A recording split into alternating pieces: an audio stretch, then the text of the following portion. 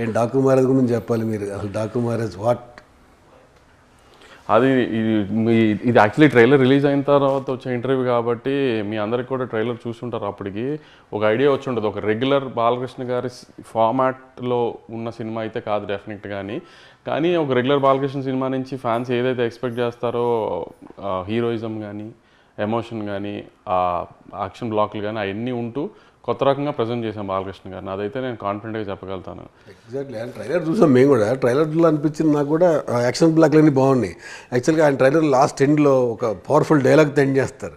మీరేమో డైలాగ్ ఏది లేకుండా కూల్గా మైకేల్ జాక్సన్ అనగానే ఏంటో ఒకసారి ఏంటి బాలకృష్ణ గారి సినిమానే వేరే సినిమానే కలర్ వచ్చింది అనిపించింది మాకు. మీకేమనిపించింది? మీకు ఎలా వచ్చింది ఫీడ్బ్యాక్? ఇప్పటిదాకా బాలకృష్ణ గారి సినిమాల్లో మీరు అది అలవాటు పడ్డారు ఆ ఫార్మాట్లో.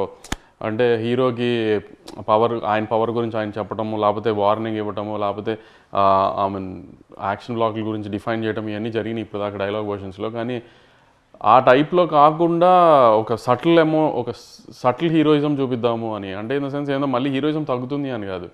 ఇప్పుడు సింహాలో డాక్టర్ గెటప్ వేసినప్పుడు ఆయన ఆ రోల్ చేసినప్పుడు ఆయన చాలా పెద్ద పెద్ద డైలాగులు, పవర్ఫుల్ డైలాగులు చెప్తారు. పవర్ఫుల్ యాక్షన్ బ్లాక్లు ఉంటాయి కానీ సటిల్గా చెప్తారు ఒక బ్యాలెన్స్ టోన్లో. అట్లా ఉంటుంది ఈ సినిమాలో డైలాగ్ డెలివరీ కానీ, పవర్ఫుల్ డైలాగులు కానీ ఆ టోన్లో చెప్తారు. ఏంటంటే కొంచెం ఎక్కువ ఎలివేషన్స్ అన్నీ సార్ గురించి సార్ చెప్పుకుంటాం కంటే చుట్టుపక్కల వాళ్ళు చెప్పి లేపడం ఎక్కువ ఉంటుంది హీరోయిజంని.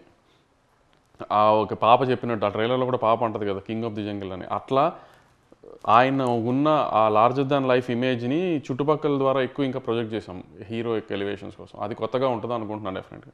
ట్రైలర్ డైలాగ్ కూడా ఉంది, విలన్స్కి డాకుని ప్రేమించే వాళ్ళకి మహారాజుని అని.